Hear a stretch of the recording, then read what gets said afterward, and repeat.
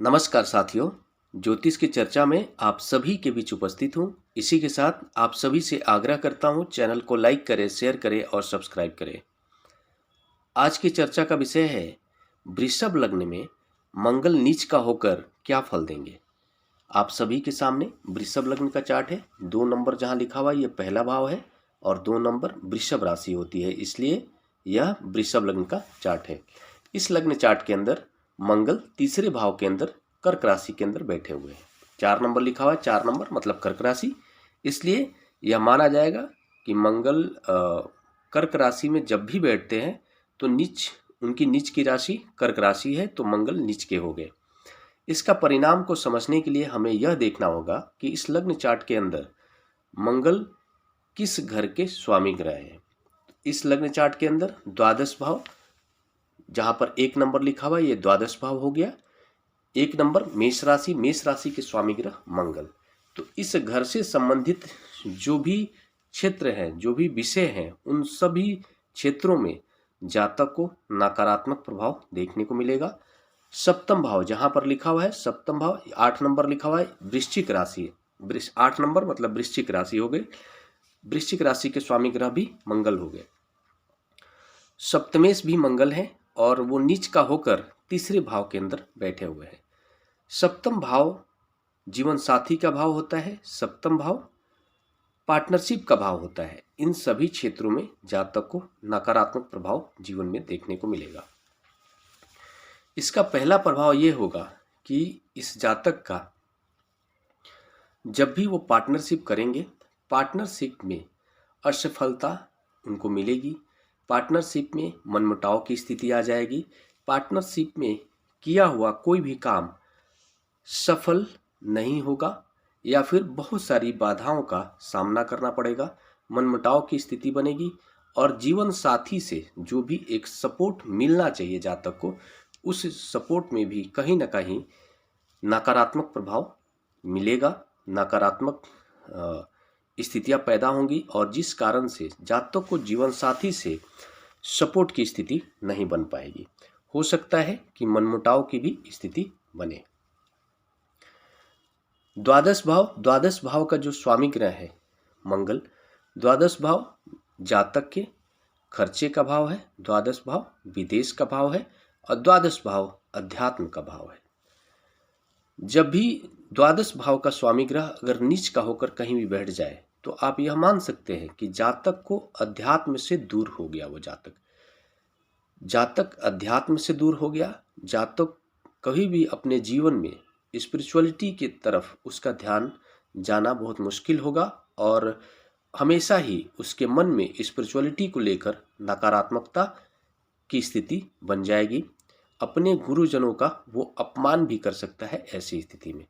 साथ में ऐसे जातक को विदेश से जो भी लाभ होने की संभावना, बहुत सारे लोगों को या तो घर से जहाँ पर वो जन्म लिया है वहाँ पर रह के कार्य करता है तो उसकी लाभ की स्थिति बनती है, या बाहर जाकर, तो ऐसी स्थिति में जातक विदेश से संबंधित कोई भी कार्य करेगा तो उसको असफलता हासिल होगी।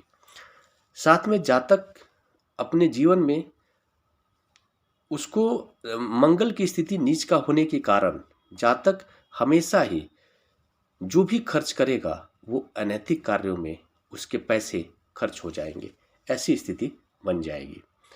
अनैतिक कार्य कुछ भी हो सकता है, चूंकि इस लग्न चार्ट के अंदर सप्तम भाव और द्वादश भाव के स्वामी ग्रह हैं। इसके परिणाम स्वरूप जातक जो भी अनैतिक कार्यों में खर्च करेगा वो कहीं ना कहीं वो सप्तम हाउस से संबंधित कार्य हो सकता है। इसके अलावा मंगल इस लग्न चार्ट के अंदर पराक्रम भाव के अंदर बैठ रहे हैं। काल पुरुष की कुंडली के अकॉर्डिंग पराक्रम भाव के मुख्य रूप से जो कारक ग्रह है वो मंगल है और मंगल जब नीच का होकर तीसरे भाव के अंदर ही बैठ जाए तो तीसरे भाव में बैठना मंगल का तो शुभ है, लेकिन चूंकि मंगल तीसरे भाव के अंदर ही नीच राशि में जाकर बैठ रहे हैं तो जातक को पराक्रम तो कराएंगे, पराक्रम खूब करेगा वो जातक, लेकिन उसका जो पराक्रम का क्षेत्र होगा वो कहीं ना कहीं अनैतिक होगा, समाज के द्वारा एक्सेप्टेबल नहीं होगा। ऐसी स्थिति की तरफ ये मंगल उस जातक को खींच कर लेकर जाएंगे, प्रेरित करेंगे। ऐसी स्थितियां बनेगी। साथ में मंगल वहां पर बैठकर अपने चौथी दृष्टि से छठे भाव को देख रहे हैं।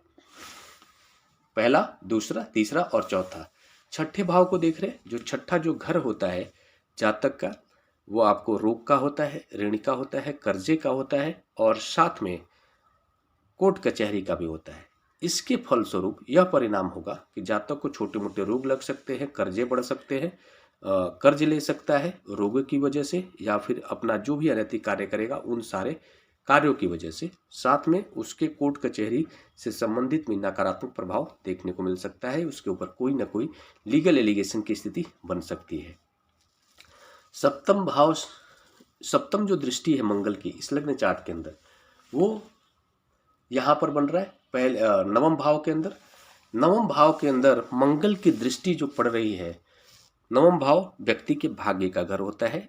इसके फलस्वरूप हम यह देख सकते हैं कि मंगल नवम भाव से संबंधित लाभ की स्थिति बनाएंगे। जातक के भाग्य को जरूर बढ़ाने की कोशिश करेंगे, लेकिन भाग्य को तो बढ़ाएंगे, लेकिन भाग्य को बढ़ाने के तौर पर जातक को यह परिणाम देखने को मिलेगा कि वो कहीं ना कहीं से अनैतिक कार्य ही करके लेकिन वो धन को अर्जित करेगा। ये परिणाम होंगे। साथ में मंगल की दृष्टि, आठवीं दृष्टि आपको 11th ये कुंभ राशि के अंदर जो यहाँ पर 11 नंबर लिखा हुआ है, यहाँ पर आठवीं दृष्टि हो रही है।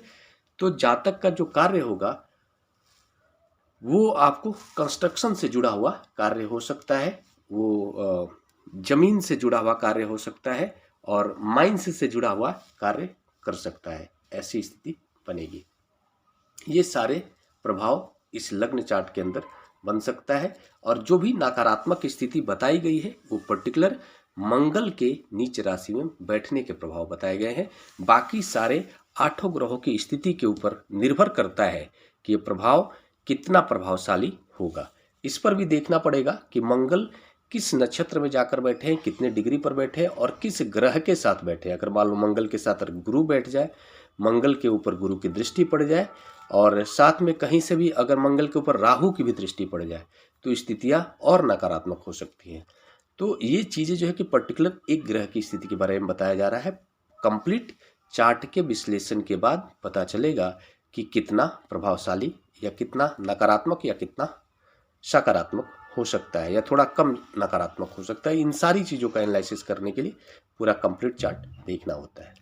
बस इस परिस्थिति में बस यही चीज़ें कम कर सकती हैं कि गुरु की दृष्टि हो जाए, गुरु उसके साथ बैठ जाए, तो ये जो नकारात्मक प्रभाव बताए गए हैं नीच राशि के उसमें कमी आ जाएंगी। इसी के साथ नमस्कार। अगले विषय पर चर्चा के लिए आप सभी के बीच मिलूंगा। तब तक के लिए मेरा नमस्कार।